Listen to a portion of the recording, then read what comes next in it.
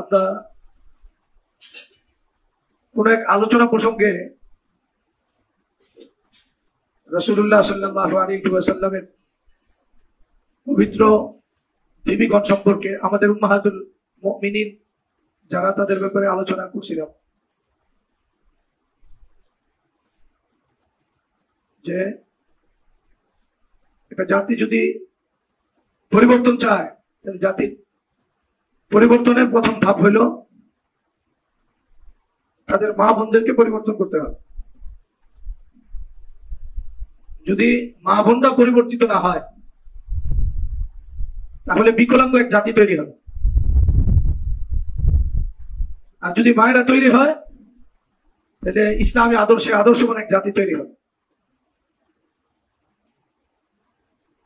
আর আমাদের বাংলাদেশে যেখানে দিন শিক্ষার মোটামুটি ভালো পরিবেশ আছে, পৃথিবীতে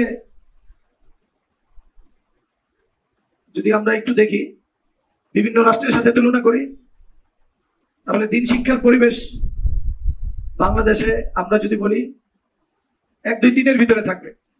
কিসের ভিতরে? 1-2-3 ভিতরে অনেক পরিবেশ আছে দিন শিক্ষা। এটা হলো দেশ হিসাবে দেখলে দিন শিক্ষার পরিবেশ অনেক আছে বাংলাদেশ। আরেক দিক থেকে দেখলে বাংলাদেশের অবস্থা এমন নাজুক, ফরজে আইন পরিমাণে এলেম জানে এমন লোকের সংখ্যা খুঁজে পাওয়াই তো মুশকিল। দূরবীন লাগে, কি লাগে? দূরবীন অথবা অন্য কোনো যন্ত্র লাগে, অনুবীক্ষণ যন্ত্র। পুরুষদের ভিতরে ফরজে আইন পরিমাণ জ্ঞান জানে না। আমাদের মা বোনদের ব্যাপারে তো আমরা কি বলবো, আল্লাহ কি বললে দোষ আগে যান। আমাদের পরিবেশই নাই দিন শিক্ষা। কারো কাছে যাবে, কারো কথা শুনবে, পরিবেশ নেই বাংলাদেশ। যখন এই পরিবেশই নাই যে কারো কাছে যাবে, দিন শিখবে, নারীরা দিন যদি না শিখে তাহলে ওই ঘর থেকে দিনদার সন্তান কেমনে তৈরি হবে? কেমনে সম্ভব? আমাদের অভিজ্ঞতা, আমরা 2-4টা কথা যতটুকু বলি, যদি কোনো নারীরা শোনে তাহলে আশ্চর্য হয়ে যায়, অনেক বেশি আশ্চর্য হয়ে যায়। আমাদের তো এমন কথা কেউ বলে না। এমন নারীরা এই সমস্ত কথা বলে, এমন বাবনরা বলে যারা দিনের পরিবেশে বড় হয়েছে, দিনের পরিবেশে না, যারা দিনের পরিবেশে বড় হয়েছে এমন বাবনরা বলে এই কথা আমরা শুনি নাই। দিনের পরিবেশে বড় হওয়ার পরে যদি এই কথা তারা কোনোদিন না শোনে,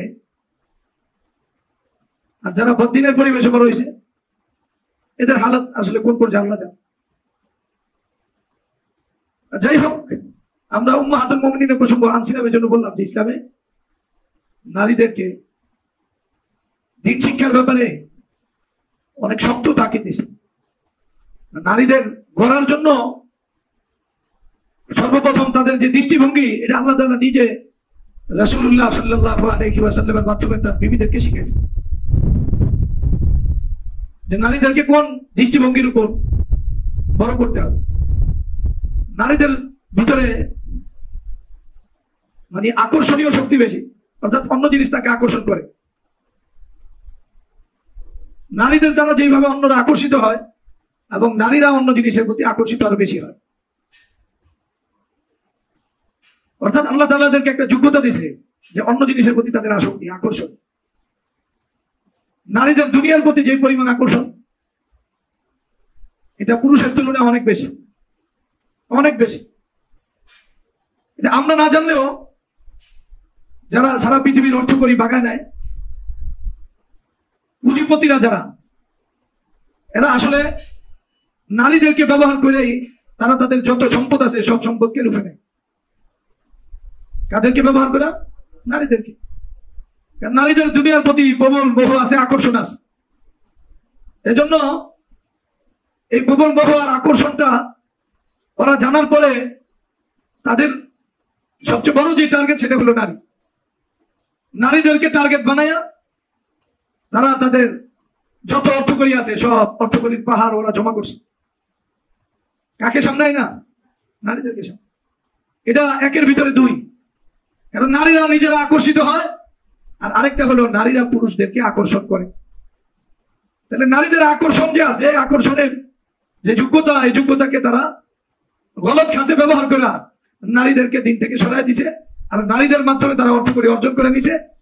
আর আরেকটা বোনাস হিসাবে পাইছে, নারীদেরকে যখন তারা বদ্দিন বানাইতে পারছে তখন অটোমেটিক পুরুষও বদ্দিন হয়ে গেছে।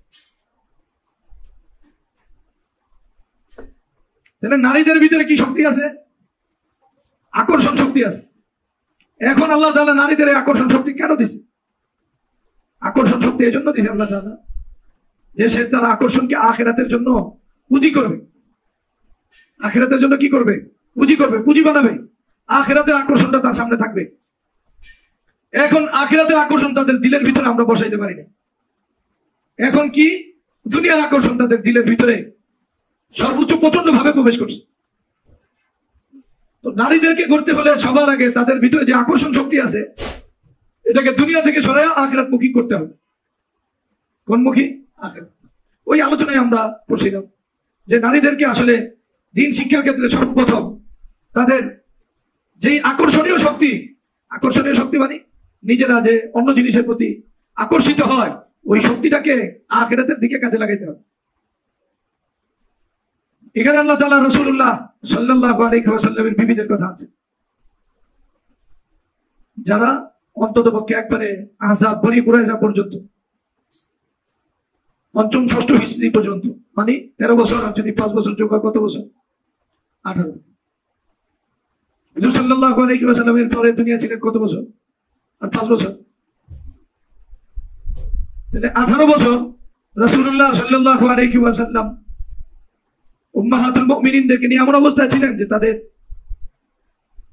যেই সামান্য যে দুনিয়া চলতে যা লাগে তাও ছিল না ঘরের ভিতরে, চুলায় আগুন ধরানোর মতো কিছু ছিল না। 18 বছর পর্যন্ত উম্মাহাতুল মুমিনিনরা দরিদ্র অবস্থায় ছিল কি ছিল না? এরপরে যখন আযাবের পরে এবং বনি কুরাইজার পরে, এই জিহাদের পরে, তখন মুসলমানরা আর্থিকভাবে সচ্ছল হইতে শুরু করছে এবং রাসূলুল্লাহ সাল্লাল্লাহু আলাইহি ওয়াসাল্লামের হাতে কিছু মাল আসছে। তখন রাসূলুল্লাহ সাল্লাল্লাহু আলাইহি ওয়াসাল্লামের বিবিরা আবদার জানাইছে। কি আবদার? আমাদেরকেও কিছু ভরণ পোষণ দেন, কিছু কি দেন? ভরণ পোষণ দেন। কুরবানি করছে কত বছর? 18 বছর। দিনে শুধু এতটুকু কথা জাগছে যে এখন তো মুসলমানদের অবস্থা সচ্ছল হয়েছে, রাসূলুল্লাহ সাল্লাল্লাহু আলাইহি ওয়াসাল্লামের অর্থ করি মালিক হয়েছে রাসূলুল্লাহ সাল্লাল্লাহু, আমরা কিছু না কিছু দাবি তো করতেই পারি। কথা বলেন না? এই জন্য সবাই মিলে এতটুকু আবদার জানাইছে। ঘটনা এতটুকুই ছিল যে আবদার জানাইছে আমাদের কিছু দরকার। তো এই ঘটনা যখন দেখেন আল্লাহ তাআলা ঘটনাটা কত সিরিয়াস দিয়েছে। রাসূলুল্লাহ সাল্লাল্লাহু আলাইহি ওয়াসাল্লাম বিবিরা এতটুকু আবদার করছে, আর আল্লাহ তাআলা ঘটনা কত সিরিয়াস দিয়েছে। আল্লাহ তাআলা রাসূলুল্লাহ সাল্লাল্লাহু আলাইহি ওয়াসাল্লামের মাধ্যমে বিবিদেরকে জানায় দিয়েছেন, ওহীর মাধ্যমে ডাইরেক্ট সরাসরি কোরআনের আয়াত নাযিল হয়েছে, ইয়া আইয়ুহান নাবিয়্যু কুল লিআজওয়াজিক, আপনি আপনার বিবিদেরকে বলে দেন এই কথা, ইন কুনতুন্না তুরিদুনাল হায়াতাদ দুনিয়া ওয়া যিনাতাহা, তোমরা যদি দুনিয়াকে টার্গেট করো এবং দুনিয়ার শোভা সৌন্দর্য চাকচিক্য এটার প্রতি তোমাদের দিলে বাসনা জাগে যে আমাদেরও দুনিয়া চাই, দুনিয়ার চাকচিক্য আমাদেরও চাই, এটা যদি তোমরা চাও, রাসূলুল্লাহ সাল্লাল্লাহু আলাইহি ওয়াসাল্লাম আল্লাহ বলতেছেন ফাতাআলাইনা, আপনি তাদেরকে বলে দেন আসো, তোমরা আসো, সবাই আসো, আমার কাছে আসো। উমাত্তিয়া কুন্না, আমি কিছু তোমাদেরকে দিয়ে দেই। উমাত্তিয়া কুন্নার অনেক ব্যাখ্যা আছে। এক জোড়া সালোয়ার কামিজ বা জোড়া, কথা বুঝেন, এটা আধুনিক তর্জমা করলে হবে, এক জোড়া কি সালোয়ার কামিজ দিয়ে দেয় আসো। মাথায় অর্থ এটা, অর্থাৎ যখন কোন বিবিরে তালাক দেওয়া হয় জরুরতের কারণে, তখন তারে এক জোড়া পোশাক দিতে হয়। কি দিতে হয়? তো এক জোড়া পোশাক দিয়া তোমাদেরকে আন্তরিকতার সাথে বিদায় করে দিয়ে আসো, চলে যাও, তোমাদের দরকার নেই। আন্তরিকতার সাথে, একবারে ভদ্রতার সাথে তোমাদেরকে বিদায় করে দেব। বিষয়টা বুঝার যে উম্মাহাতুল মুমিনিন কি দাবি করছে, হুজুর সাল্লাল্লাহু আলাইহি ওয়াসাল্লাম যে দিতে চাইছেন, এটা থেকে দাবিটা খুব বেশি বড় বোঝা যায়। একজনের সালোয়ার কামিজ দিয়ে দিব। দাবিটা অনেক বড় বোঝা যায় না, দাবিটা একেবারেই ছোট। দাবি অনুযায়ী উত্তর হয় না, কথা বলেন। দাবি যেটা করছে ওই দাবি আদায় করে তাদেরকে ত্যাগ করে দিব। তো দাবির সারমর্ম কি ছিল? একজনের সালোয়ার কামিজ, এটা অনেক বড় কিছু। কিন্তু এই যে দুনিয়াকে টার্গেট দিয়েছেন উম্মাহাতুল মুমিনিন, মানে দুনিয়া চাইছেন যে দরকার আমার, আমরাও আরাম আয়েশ করার সুযোগ আছে, আমরা করবো না কেন? আমরাও দুনিয়ার কিছু আরাম আয়েশ করি। আল্লাহ তাআলা বলছেন তোমাদের দরকার নেই, তোমরা চলে যাও। বিষয়টা বোঝেন, একজন মানুষ 18 বছর যদি দরিদ্র অবস্থায় থাকে, তাহলে তার দিলের ভিতরে কষ্টে থাকার কারণে একটু সুখ করার স্বপ্ন জাগতে পারে কি পারে না? কি সামান্য কষ্ট করছে না সর্বোচ্চ কষ্ট করছে? একটু সুখ করার আগ্রহ জাগছে।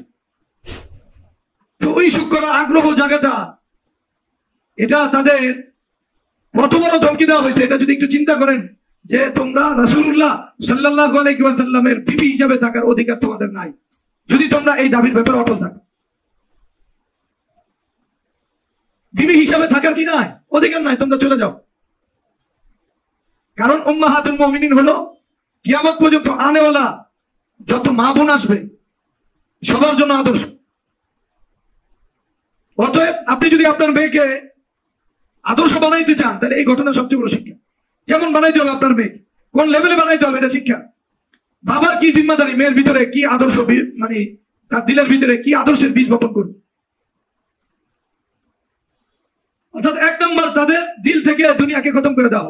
সামান্য দুনিয়াও যেন তাদের দিলের ভিতরে না আসে।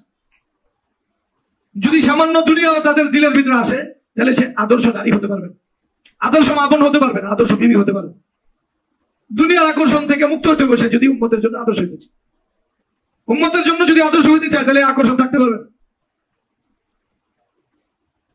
তাহলে আমরা যদি আদর্শ জাতি করতে চাই, আমাদের মা বোনদের দিল থেকে সবার আগে যে জিনিসটা আমাদের দূর করতে হবে, সেটা হলো দুনিয়ার প্রতি তাদের যে টান, তাদের যে আকর্ষণ, দুনিয়ার যে চাকচিক্য তারা চায়।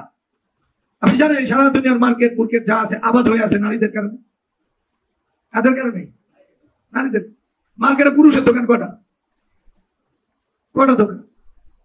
পুরুষের দোকান দিলে বেটা তো না খেয়ে উঠে যাবে, 2-1টা লাগে, এছাড়া বাকি কাদের দোকান? নারীদের না? মার্কেট চলেই তো ওদের দিয়া, কথা বলে। তাহলে নারীদের ভিতরে প্রথম যে কাজটা করতে হবে, তাদের দিল থেকে দুনিয়ার আকর্ষণকে সরাই দিতে হবে। দুনিয়ার ভোগ বিলাস, দুনিয়ার চাকচিক করে নারীদের দিলের ভিতরে থাকতে পারবে না। সে যদি আদর্শ মা হতে চায়, সে যদি আদর্শ বিবি হতে চায়, এটা সবার আগে সব। আল্লাহ তাআলা এই ঘটনা আমাদেরকে শুনাইতেছেন। 18 বছর পর্যন্ত যারা সর্বোচ্চ দরিদ্র অবস্থায় থাকছে, এরা একটু দিলের ভিতরে এতটুকু জাগছে, ন্যায়ও নাই। রাসূলুল্লাহ সাল্লাল্লাহু আলাইহি ওয়াসাল্লামকে শুধু আবদার জানাইছে। রাসূলুল্লাহ সাল্লাল্লাহু আলাইহি ওয়াসাল্লাম এদের সাথে কথাবার্তা বন্ধ করে দিয়েছে। 1 মাস তাদের সাথে কথাবার্তা বলে নাই। কয় মাস? 1 মাস। রাসূল সাল্লাল্লাহু আলাইহি ওয়াসাল্লাম রাহমাতুল লিল আলামিন বিবিদেরকে এমনি মহব্বত করতেন, আর বিবিরাও সবচেয়ে মহব্বত করত। যখন বিবিরা এত মহব্বত করতো, ওই বিবিদেরকে প্রিয় রাসূলুল্লাহ সাল্লাল্লাহু আলাইহি ওয়াসাল্লামের 1 মাস কাটানো বিষয়টা হালকা না, অনেক জটিল।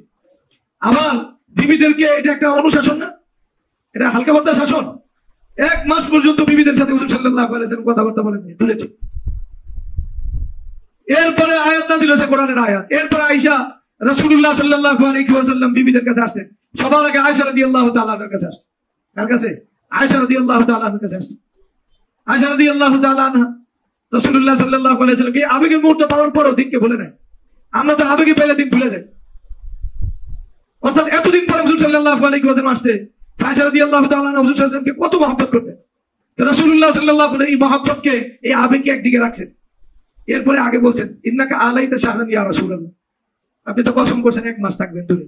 আমরা তো বলতেছি 1 মাস কবে শেষ হবে? আমাদের গণনায় মাস তো হয়েছে 29 মাস। হয়েছে কত? 29। আমরা বলতেছি কবে আপনারা পামু। তাহলে একদিকে আবেগ আছে, আরেকদিকে দিন।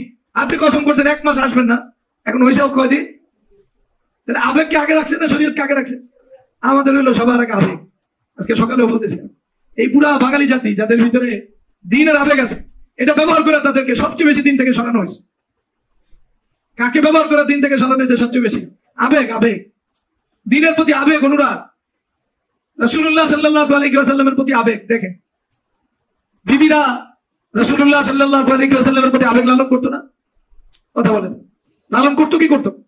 সর্বোচ্চ লালন করতেন, ওই আবেগটাকে আয়েশা রাদিয়াল্লাহু তাআলা আনহা কুরবানি করে বলতেছেন, আল্লাহ রাসূল সাল্লাল্লাহু আলাইহি ওয়াসাল্লাম, ইন্নাকা আলাইতা শাহরান ইয়া রাসূল, আপনি 1 মাসের কথা বলছেন, আর একদিন বাকি আছে। রাসূলুল্লাহ সাল্লাল্লাহু আলাইহি ওয়াসাল্লাম বলতেছেন, আমারও মনে আছে। কি মনে আছে? আমারও মনে আছে, ওই 1 মাসই কসম করছি। বাকি মাস কখন 29 তারিখে হয়? মাস কি হয় আরবি মাসে 29 তারিখে। তো আমার হিসাব ঠিক আছে, তোমার হিসাব ঠিক। এই যে আবেগটাকে এইভাবে মানে কুরবানি দেওয়ার মন মানসিকতা দিনের সামনে, এটা অনেক বড় বিষয়। আমরা আবেগেই দিনকে বেশি হারাই। বিশ্ব আশিকে রাসূল নাম দিয়া, রাসূলুল্লাহ সাল্লাল্লাহু আলাইহি ওয়াসাল্লাম মহব্বতের নাম দিয়া দুনিয়াতে যত বেদাত চালু হয়েছে, এত বেদাত ভিন্ন নামে চালু হয়। দুনিয়ার যত বেদাত আছে, বেদাত যদি কেউ হিসাব করে, এটা কোন নামে চালু হয়েছে? নবীর দুশমন হিসাবে না আশিকে রাসূল হিসাবে? তার মানে হলো আশিকে রাসূল নাম শুনলে আপনি থেমে যাবে, চিন্তা করবেন এটা কেন? এটা আফিম। আশিকে রাসূল কি? আফিম। যদি ইত্তেবা ছাড়া আশিকে রাসূল বা ইশকে রাসূলের কথা আছে, যেখানে রাসূলুল্লাহ সাল্লাল্লাহু আলাইহি ওয়াসাল্লাম জীবনটাকে সামনে না আনা হয়, শুধু ইশক আর মহব্বতকে সামনে রাখা হয়, কথা বলেন না, এটারে অবৈধ প্রেম বলে। এটাকে কি বলে? অবৈধ প্রেম। যেই প্রেমের সাথে জীবনের কোনো সম্পর্ক নাই, বাস্তবের কোনো সম্পর্ক নাই, ওটা দেখো অবৈধ প্রেম। এটা কি কয়? অবৈধ প্রেম। কথাটা মানে বোঝা যায় কি প্রেম? এটা অবৈধ প্রেম। রাসূলুল্লাহ সাল্লাল্লাহু আলাইহি ওয়াসাল্লামের জীবন অনুযায়ী জীবন সাজানোর কোনো পরিকল্পনাই নাই, শুধু বাস এক ফেলেবার ইশকে নবী। এই ইশকে নবীর মাধ্যমে পুরো উম্মতকে গুমরাহ করা হয়েছে। যত বেদাত উম্মতের ভিতরে আনা হয়েছে, 99% ইশকে নবীর করে নামে আনা হয়েছে। সব বেদাতের গুড়ায় কথা কি? ইশকে। বিশ্বাস করেন? আমরা তো হজ উমরা আল্লাহ তাআলা নেয়, আল্লাহ তাআলা এই ধারাবাহিকতা জারি রাখুন দিনের প্রত্যেকটা কাজের জন্য। ওখানে ইশকের যে অবস্থা, আমরা পাগল হয়ে যাবেন।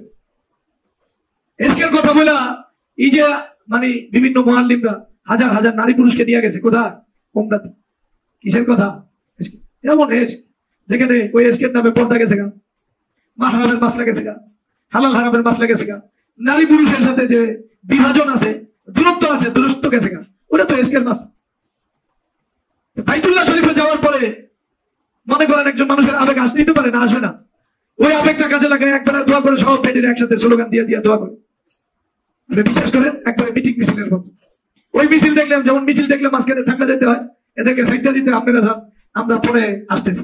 ঠিক এমন মিছিল শুরু হয়, দাওয়ার পরিবর্তে মিছিল শুরু হয়, আবার সাইতে মিছিল শুরু হয়, একসাথে 1 লক্ষ নারী আর 1 পুরুষ রব্বানা যালামনা আনফুসানা বলতেছে, আর এরাও আবেগে তালে তালে বলতেছে রব্বানা যালামনা আনফুসানা। আসলে জুলুম তো নতুন করে করতেছে, জুলুম করতেছে, নারীরা এত জোরে আওয়াজ করতেছে। একবার কই যাইয়া বাইতুল্লাহ শরীফের সামনে রেখে নারী এত জোরে আওয়াজ করতেছে। মসজিদে পুরুষেরই জোরে আওয়াজ করে নিষেধ, আর অনেক নারীরা জোরে আওয়াজ করতেছে। আপনি এমন আওয়াজ আপনি কই যাবে, আর একবার সাইড আপনি দিতে হবে। ওই জজরত দিলে আপনার মানে আপনি বেটা নাকি, এটার কোনো বাসা নাই, আপনারা দল্লা বুঝে দেবো। ভাই আমার কথা সত্য কিনা আপনি দেখো। এই যে একটা আবেগ, এই আবেগ এমন একটা ফেলেবার, এই আবেগ কি করে দিছে? পুরো উম্মাহকে দিন থেকে সরাই দিছে, উম্মাহকে দিনের বিধিবিধান থেকে সরাইছে, ইত্তেবায়ে সুন্নাহ থেকে, রাসূলুল্লাহ সাল্লাল্লাহু আলাইহি মানা থেকে আবেগ সরাই দিছে। এটা একবারে আফিমের মতো। আফিম চিনেন? নাম তো শুনছে। আফিম কারা কয় কোন তো? আপনি দেখছেন কোনদিন? আমি দেখিনি কোনদিন। এটা শুনছি এই আফিম যারা খাওয়ানো হইব, যারা শুনানো হবে, পরে আপনি যা ইচ্ছা তাই করাইতে পারবেন। এটা বিভিন্ন জায়গায় দেখবেন ওই গোলাপ ফুল সময় সব টাকা পয়সা লয়ে যায়, স্বর্ণের চেন লয়ে যায়। অর্থাৎ আফিম একটা, এটা অনেক পদার্থ, এটা ঘেরান সঙ্গে এলে আপনি তার কথা মানতে পারবেন। সোনার চেন দিয়ে আপনার 1 কেজি লবণ ধরাই দেবেন। এমন ঘটনা বাংলাদেশে ঘটে নাই, কখন করছে? আফিম দ্বারা মানুষের সতীত্ব হরণ করতে পারে, কোনো টেনশন নেই। আফিম দ্বারা সব সম্ভব, এটা ঘেরান শুকাই যাবে। এটা এত ভয়ঙ্কর জিনিস। এসকে নবী এটাকে এখন আফিমের জায়গায় ব্যবহার করা হয়েছে। কিসের জায়গায়? একটা জাতির ইমান হরণ করা দরকার, এসকে নবী এই না, পুরা একটা জাতির ইমান হরণ করা হয়েছে। বাংলাদেশের যারা আসলে মানে ভণ্ডপি এবং যত মাইজ ভান্ডারি আছে, আফিম খাওয়ানো হয়েছে। আফিম খাওয়া পোশাক খুললে আনলাইছে, কয়টা ঠিক আছে, পোশাক খুললেও ঠিক আছে, গান বাজনা বাজাইতেছে, এটাও ঠিক আছে, গাঞ্জা টান দিতেছে, এটাও ঠিক আছে, নামাজ হতে ছেড়ে দিতে, এটাও ঠিক আছে। সব কিছুর পিছনে শক্তি হলো ওই আজকে নবী। কথা বুঝেন? ওই ফেলে যাই হোক, যে কথা আমরা বলতেছি, আল্লাহ হেফাজত করুন। জজবা এটা হলো শক্তি, যে শক্তিটাকে শরীয়তের বিধান অনুযায়ী কাজে লাগানোর জন্য ব্যবহার করতে হয়। শরীয়তের বিধানকে ছাড়ার জন্য না, উপেক্ষা করার জন্য না। এই আফিম কোনো ব্যক্তির সাথে লাগে, যে ব্যক্তির সাথে লাগে ওই ব্যক্তির নবীর চেয়ে বড় মাসুম মনে করে মানুষ। এই ব্যক্তি কোনো ভুল করতে পারে না, সে ভুল করলে ওটা মানতে হবে। সে যদি জাহান্নামে যায়, কিছু তার ভক্ত আছে অন্ধভক্ত, এদিকে সে যদি জাহান্নামে যেতে, আমিও জাহান্নামে যাইতে তৈরি আছি। এই পাগল ছাগল লোক দুনিয়াতে আছে, বিশ্বাস করেন? তার মানে ওর কাছে আল্লাহ ওহী পাঠাইছে, ও যারা মানে সে জান্নাতি, আর ও করে লাগে জান্নাতে থাক। এজন্য ওই পথ ধরে ওর চলতে স্পষ্ট দেখতেছে, ওই নামাজ পড়ে না, এরপরে ওর পথ ধরে বলে থাকতে স্পষ্ট দেখতেছে, পর্দা করে না, এই পর্দা করে না, তারপরে ওইটা হিসাবের আবার পর্দা আছে, কথা বলেন না, এরপর ওই পথে থাকবে। ভুলে মানে পিসাবের ভুলের ক্ষেত্রে কেউ যদি পিসাবে মানে, ওটা হলো পিসাবের ভালোবাসার আফিম ওর মাথার ভিতরে ঢুকছে, কথা বোঝেন? পাগল, মাথা নষ্ট, এই জন্য নিজের স্বপ্ন দিয়ে দিতেছে, নিজের দিন ইমান দিয়ে দিতেছে। আল্লাহ তাআলা এই সমস্ত পাগলামি থেকে আমাদের হেফাজত করে। এইভাবে এটা দলের সাথেও যুক্ত হয়, এই দল যা করে ওই দল যা করে সবই হক। সাহাবাদের জবাব দিয়ে কত মানুষ কত কথা কয় না? কিছুদিন আগেও তো এই যে একটা বিশাল বলো তুমুল বিতর্ক শুরু হয়েছে, কাদের নিয়ে? সাহাবাদের নিয়ে। সাহাবাদের নিয়ে আলোচনা করে এগুলো মানুষ খায়, আর নিজের যেই দল, এই দল ভুল করতে পারে, এই কথা দিলের ভিত্তিই নাই, দিলের ভিত্তি নেই, আফিম সব। আল্লাহ তাআলা আমাদেরকে মাফ করে। কোনদিন কোন ব্যক্তি এবং কোন দল ভুলের উঠতে হতে পারে। এজন্য আমরা যদি কোনো ব্যক্তিকে মানি, তাহলে তার ভুল হতে পারে, এই কথা যাই না মানতে, এবং ভুলে তাকে অনুসরণ করা যাবে না, কোন দলকে ভুলে সমর্থন করা যাবে না, এই কথা যাই নাই দিনকে মানতে। নালে আবেগ মানুষকে ভুলটা বানায়, আবেগ মানুষকে কি করে? কারণ তার সামনে হলো একজন মানুষের আচরণ থাকে, দলের আচরণ থাকে, যেটা সামনে থাকে ওটার প্রতি কি থাকে? বেশি। যাই হোক, বলতেছিলাম আয়েশা রাদিয়াল্লাহু তাআলা আনহা এতদিন অপেক্ষা করতেছে, দিন গুনতেছে, হুজুর সাল্লাল্লাহু আলাইহি ওয়াসাল্লাম কবে আসবে। এই সময় রাসূলুল্লাহ সাল্লাল্লাহু আলাইহি ওয়াসাল্লাম আসছেন। আসার পরে বলতেছেন, ইন্নাকা আলাইতা শাহরান ইয়া রাসূল, আপনি কসম করছেন কত দিনে? 1 মাসের। 1 মাস তো এখনো হয় না। রাসূলুল্লাহ সাল্লাল্লাহু বলতেছেন, 1 মাস হয়ে গেছে। 1 মাস কি? 1 মাস কখনো কখনো 29 দিনেও হয়, তার মানে এই মাসটা 29 দিনে হয়েছে, এই হিসাবে আমি আসছি। এরপর আয়েশা রাসূলুল্লাহ সাল্লাল্লাহু আলাইহি ওয়াসাল্লাম আয়েশা রাদিয়াল্লাহু তাআলা আনহাকে মহব্বত করেন, এই জন্য বলতেন যে দেখো, আমি একটা কথা তোমাকে বলবো, এটা তুমি নিজ থেকে সিদ্ধান্ত দিবা না, তুমি আগে তোমার বাবার সাথে মার সাথে পরামর্শ করবো, পরামর্শ করে এরপরে সিদ্ধান্ত দিবে। আচ্ছা, আল্লাহ রাসূল কি বিষয়?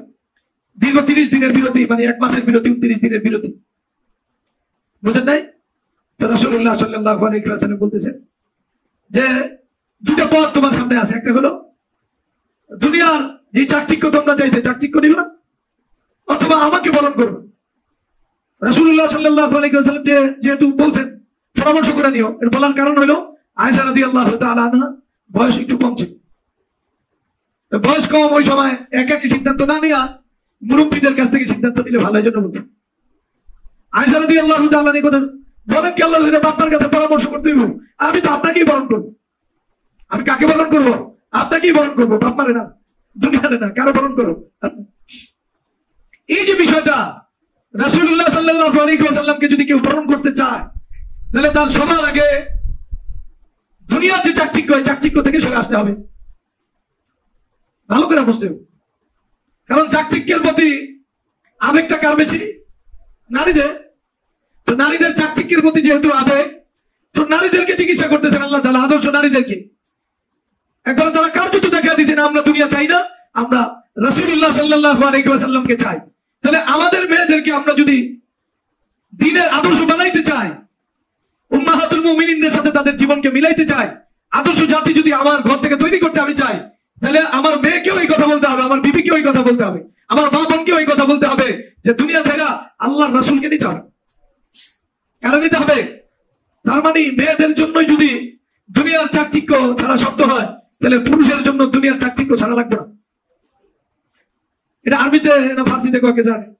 এটাকে বতরিকা হলা, ফার্সি হবে কি? বতরিকে ফার্সি শব্দের উচ্চারণ থেকে কি বোঝা যায়? আমরা এটা উচ্চারণ করতে করতে বাংলায় মনে হয়, এটা তো বলাই বাহুল্য। বাংলা কি বলে? এটা তো বলাই বাহুল্য। অর্থাৎ পুরুষের ক্ষেত্রে এই শব্দ তো অটোমেটিক আসবেই, যে যদি কেউ আল্লাহ রাসূলকে চায়, কাকে চায়? আল্লাহ রাসূলকে চায়, তাহলে সবার আগে তার দিল থেকে দুনিয়াকে ছেড়ে ফেলতে।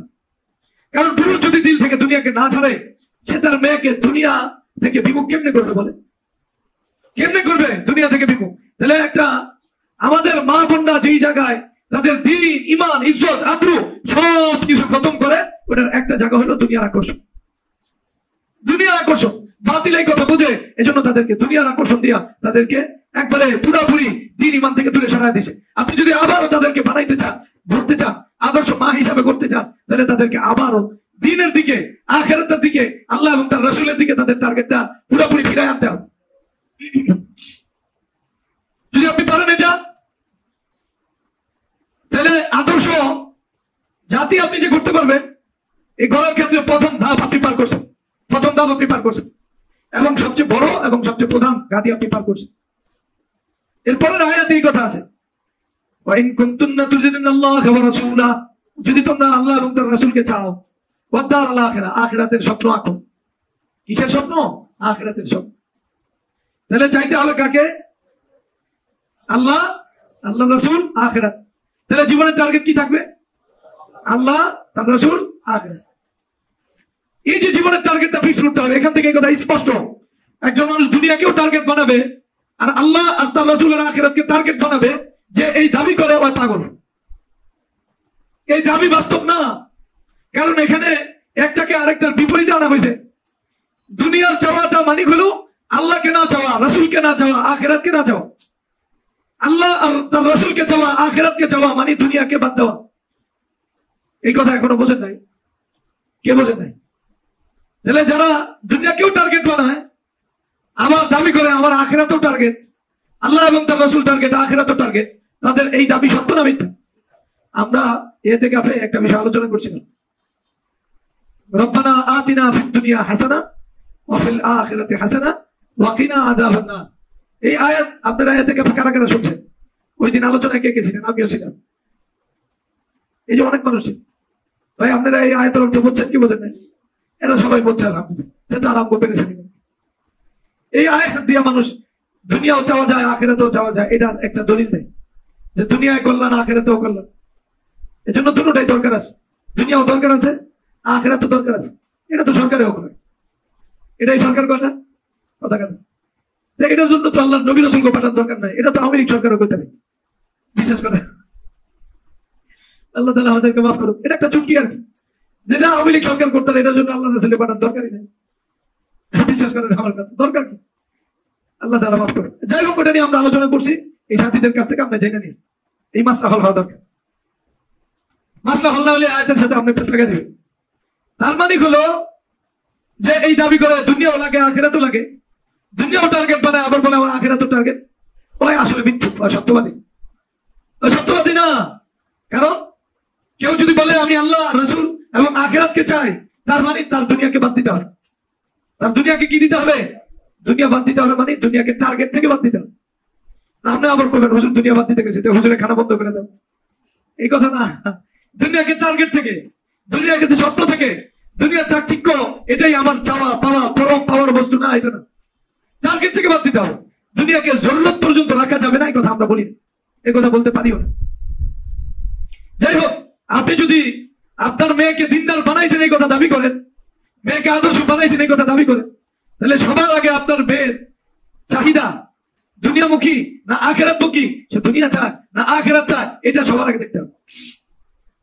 যদি দেখেন যে আপনার মেয়ের চাওয়া পাওয়া আখিরাতকে কেন্দ্র করে, দুনিয়াকে কেন্দ্র করে না, তাহলে আপনি যে বাবা হিসেবে যে জিম্মাদারি নিছেন, মেয়েকে দিনদার বানাবেন, ওই জিম্মাদারির প্রথম আর প্রধান ধাপ আপনি পার করছেন। কথা বলেন, স্বামী হিসেবে যদি আপনি সার্থক স্বামী হতে চান, তাহলে বিবির ভিতরে এই কথা আছে কিনা দেখবেন। আল্লাহ এবং তার রাসূল আর আখিরাত তার জীবনের স্বপ্ন কি, কেমন স্বপ্ন প্রমাণিত হবে? দুনিয়াকে বাদ দিয়ে।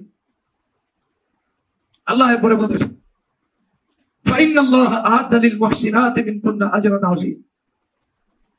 যদি কেউ দুনিয়ার স্বপ্ন এবং টার্গেটকে বাদ দিতে পারে, চাকচিক্য বাদ দিতে পারে, এই সমস্ত নারীদেরকে আল্লাহ মুহসিনাত বলছে। কি বলছে? মুহসিনাত। ওয়াল্লাহু ইউহিব্বুল মুহসিনিন। কোরআনে সবচেয়ে বেশি ব্যবহার, কোরআনে সবচেয়ে বেশি ব্যবহার কি? আল্লাহ যাদেরকে ভালোবাসেন এই নামের তালিকায় শীর্ষ কারা? ওয়াল্লাহু ইউহিব্বুল মুহসিনিন। আল্লাহ মুহসিনিনদের ভালোবাসেন। এই মুহসিনিনদের ভিতরে মুহসিনাতও আছে। তো মুহসিনিন আর মুহসিনাত কারা বলেন তো? আয়াত থেকে আমরা বুঝলাম কি? যারা জীবনে আল্লাহ, তার রাসূল এবং আখিরাতকে টার্গেট বানাইছে, দুনিয়াকে টার্গেট থেকে বাদ দিছে, এমন নারী, এমন পুরুষ, এরা হলো মুহসিন এবং মুহসিনা। এখনো বোঝে নাই? এদের ব্যাপারে আল্লাহ ভালোবাসার ঘোষণা করছেন। ভালোবাসার ক্ষেত্রে তো এক শর্ত, এখানে তারা আল্লাহ তাআলা থেকে যা সরায় দেয়, যে দুনিয়া এবং দুনিয়ার চাকচিক্য, ওটাকে তারা ত্যাগ করছে, বর্জন করছে। এই বর্জনের পুরস্কার আল্লাহ তাআলা ঘোষণা করছে, আল্লাহু ইউহিব্বুল মুহসিনিন। তুই দুনিয়া ছাড়ছস, দুনিয়ার ভালোবাসা ছাড়ছস, তার মানে হলো অবশ্যই আমার ভালোবাসা তোদের জন্য রয়েছে, এই ঘোষণা আমি দিয়ে দিই। এখনো বোঝেন নাই? তাহলে আল্লাহর ভালোবাসা পাইতে হলে, মুহসিন এবং মুহসিনা হইতে হলে আপনাকে কি করতে হবে? আল্লাহ এবং আল্লাহ রাসূল এবং আখিরাতকে এমন ভাবে নিতে হবে যে দুনিয়াকে বাদ দিয়ে নিতে হবে। দুনিয়াকে রাখে না, দুনিয়াকে বাদ দিয়ে নিতে হবে। যদি দুনিয়াকে বাদ দিয়ে নেন, এই যে ত্যাগ করলেন আল্লাহর জন্য, দুনিয়া ত্যাগ করার সাথে সাথে আল্লাহ তাআলা আপনার ঘোষণা দিয়ে দিল কি? মুহসিনা। এখানে আল্লাহ ভালোবাসার যে ফলাফল ওটা বলতেন আ'আদাল্লাহ, আর নিশ্চয়ই আল্লাহ তাআলা আল্লাহ প্রস্তুত করে রাখছেন। কি প্রস্তুত করে রাখছেন? আজরান আযীমা, ছোট পুরস্কার। কত বড়? আল্লাহ ছাড়া কেউ জানে, জানার সুযোগও নাই। কারণ শব্দটাই আল্লাহ চয়ন করছেন আজরান। এটা আরবিতে কয় নাকেরা। আরবিতে কি কয়? আমার শব্দ আনছেন আযীমা। নাকেরাও অনেক বড় বুঝায়। আমার আযীমও কি বুঝায়? কেমন বড় আযীম? আযীম শুধু ছোট বড় বুঝায় না, যে এটার মানগত ভাবেও বড়। মনে করেন স্বর্ণের মান বেশি পিতলের তুলনায়, তাহলে মানগত ভাবেও বড়, বাস্তবেও বড়। আল্লাহ এত বড় পুরস্কার তাদের জন্য রেখে রাখছে। তাহলে আপনি যদি মা বোনদেরকে, আপনার মেয়েকে, আপনার বিবিকে দিনদার বানাইতে চান, আদর্শ বানাইতে চান, তাহলে সর্বপ্রথম তার মন মানসিকতা তৈরি করতে হবে আল্লাহ, তার রাসূল এবং আখিরাতকে কেন্দ্র করে। দুনিয়াকে বাদ দেওয়াইতে হবে। বাদ দেওয়াইতে না পারেন, আপনি তাদেরকে আদর্শ বানাইতে পারবেন না, তারা আদর্শ হবে না এবং আদর্শ জাতীয় হবে। আল্লাহ তাআলা আমাদের বোঝার তৌফিক দান করুন, দ্বীন ঈমান নিয়ে চলার তৌফিক দান করুন।